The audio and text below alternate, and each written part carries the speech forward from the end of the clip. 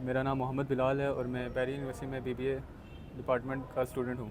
جیسا کہ آپ کو میری فیلڈ سے اندازہ ہو گیا ہے کہ میری فیلڈ بزنس کی فیلڈ ہے, تو اسی فیلڈ کو مد نظر رکھتے ہوئے آج میں ایسے نوجوانوں کے پاس آیا ہوں جنہوں نے بہت ہی کم عرصے میں ایک بہت ہی شاندار قسم کا بزنس اسٹیبلش کیا ہے. تو آئیے جانتے ہیں انہیں کی زبانی کہ انہوں نے اپنا بزنس کس طرح اسٹیبلش کیا اور کیا کیا ان کو مشکلات پیش آئیں. میرے ساتھ ہیں محمد کمران مغل, جو کہ ابن سینا ایجوکیشن سسٹم کے CEO ہیں. تو آئیے پہلے سوال کی جانب بڑھتے ہیں کہ میرا پہلا سوال ہے کہ آپ نے اپنے انسٹیٹیوٹ کا نام ابن سینا کیوں رکھا؟ بہت شکریہ بلال صاحب. ہم نے اپنے انسٹیٹیوٹ کا نام ابن سینا اس لیے رکھا کہ تاریخ کے اندر اگر آپ تاریخ کا مطالعہ کریں تو اسلامی تاریخ کے اندر ایک سائنسدان کا نام گزرتا ہے ابن سینا. انہوں نے اپنی فکری سوچ اور ایک لانگ ویژن کے ساتھ اپنے کام کے ساتھ پوری دنیا کے اندر مسلمانوں کا نام جو ہے وہ بلند کیا. انہی سے متاثر ہوتے ہوئے ہم نے بھی ایک اپنی فکر, ایک سوچ اور ایک آئیڈیالوجی کو لیتے ہوئے اپنے اسی کے اوپر عمل پیرا ہوتے ہوئے انہی کی فکر کو لیتے ہوئے ہم نے جو ہے وہ اپنے انسٹیٹیوٹ کا نام ابن سینا ایجوکیشن سسٹم رکھا. چلیں آئیں دوسرے سوال کی جانب بڑھتے ہیں. میرا دوسرا سوال یہ ہے کہ آپ نے اپنے جب سسٹم کا آغاز کیا تو آپ کو کون کون سی مشکلات پیش آئی, اور اگر نوجوانوں کے سسٹم کی مشکلات پیش آئیں تو وہ کس طرح اس کو ٹیکل کر سکتے ہیں؟ جی بہت اچھا سوال. جیسے آپ کو معلوم ہے کہ جب بھی کوئی بھی سسٹم کو شروع کیا جاتا ہے, کوئی بھی سسٹم ہو دنیا کا, تو اس کو اسٹارٹ اپ کرنے کے لیے بیسک مشکلات تو آتی ہیں, چیلنجز تو آتے ہی ہیں. تو ہم نے اپنے جو بیسک چیلنجز اور مشکلات کا سامنا کیا, اس کے اندر ہم نے دوستوں کی رہنمائی, اپنے خاندان کی رہنمائی, اپنے استاذہ کی رہنمائی, اور ان چیلنجز کا سامنا ہم نے جو ہے وہ بڑی مستقل مزاجی کے ساتھ ان کو حل کیا. یہ تو چلے ہمیں اندازہ ہو گیا کہ آپ کو کس طرح کی مشکلات پیش ہیں. اگر نوجوانوں کے کسی مشکلات پیش آئیں تو وہ اس کو کس طرح ٹیکل کریں گے؟ اگر نوجوانوں کو اس قسم کی مسائل کا سامنا درپیش ہو تو ان کو سب سے پہلے کہ انہوں نے اپنے انسٹیٹیوٹ کا آغاز جو کرنا ہے کہ اس کے اوپر ان کی تربیت ہونی چاہیے. سب سے پہلی ضروری ہے انہوں نے کرنا کیا ہے, ان کا ویژن کیا ہے, ان کی فکر کیا ہے, ان کی آئیڈیالوجی کیا ہے, اور وہ دوسروں سے ڈفرینٹ کیوں ہیں, سب سے بڑی بات. اور ہم نے اگر جب بھی کوئی بھی کام انہوں نے سٹارٹ کرنا ہے, جب بھی انہوں نے انسٹیٹیوٹ کو شروع کرنا ہے یا کوئی بھی ادارہ انہوں نے کھولنا ہے, تو اس کے لیے ضروری تربیت ضروری ہے,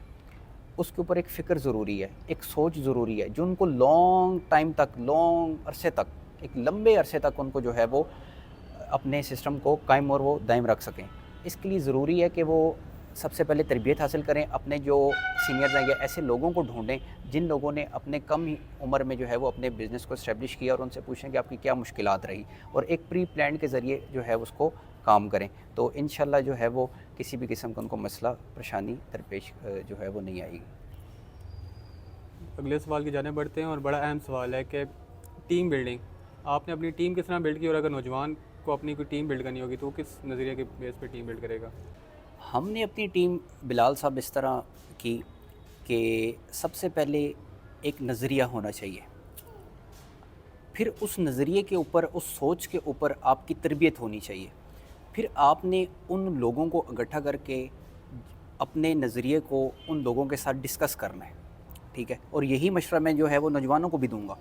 تاکہ ایک سوچ اور ایک ویژن کے ساتھ جس وقت آپ, اور ایک طرح کے لوگوں کی سوچ کے ساتھ جس طرح آپ لوگ کام کریں گے, تو پھر آپ کا جو ادارہ ہے وہ ایک شفاف اور ایک لانگ ٹرم تک جو ہے وہ سروائیو کرے گا. اور اس کے بعد جو ہے وہ آپ ایک فائنل ڈیسیجن کی جانب آئیں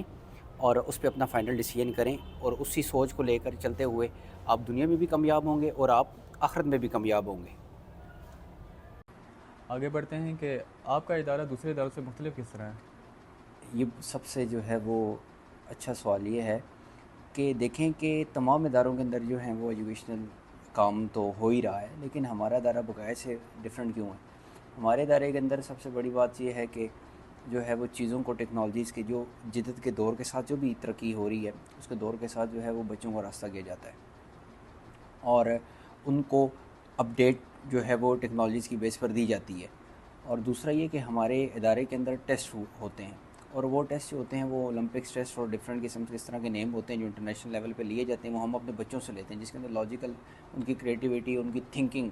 جو ہے وہ اس کے اندر اجاگر ہوتی ہے. اور اس طرح وہ یہ ہوتا ہے کہ ٹاپکس تو بک سے ہی ہوتے ہیں موسٹلی, تو یہ ہوتا ہے کہ جو کوسچنز ہوتے ہیں وہ بک سے نہیں ہوتے, وہ اپنی مطلب لاجیکل تھنکنگ اور ریزننگ سے جو ہے اس کو سالو کرتا ہے, جو موسٹلی بڑی اداروں میں تو ہوں, لیکن ہمارے جو ایک منفرد جو ہمارے چھوٹے چھوٹے ادارے یا کوئی اس طرح کے ایجوکیشنل انسٹیٹیوٹ ہیں تو ان میں یہ چیز دیکھنے میں نہیں پائی. وہ ایک رٹا سسٹم کے طور پہ ایک چلا رہے ہیں, تو لیکن ابھی جس طرح اپنے آپ کو ٹیکنالوجی کا دور ہے، ترقی کا دور ہے،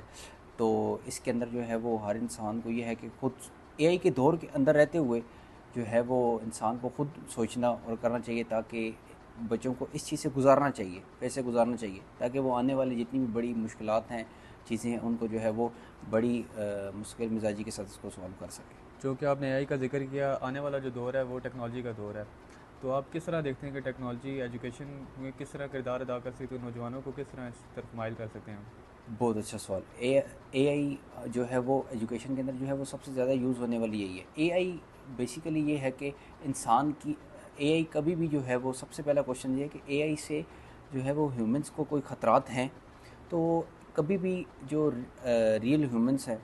ٹھیک ہے، اور آرٹیفیشل انٹیلیجنس جو ہے وہ ریئل ہیومنس کو کبھی بھی جو ہے وہ نقصان نہیں دے سکتی، ٹھیک ہے۔ اس کی سب سے بڑی وجہ یہ ہے کہ اے آئی ہمیں اسی چیز کے بارے میں بتاتا ہے جس چیز کے بارے میں ہم اپنی تھنکنگ، اپنی سوچ جس لیول پر ہم کریٹو کر کے اس سے پوچھ سکتے ہیں۔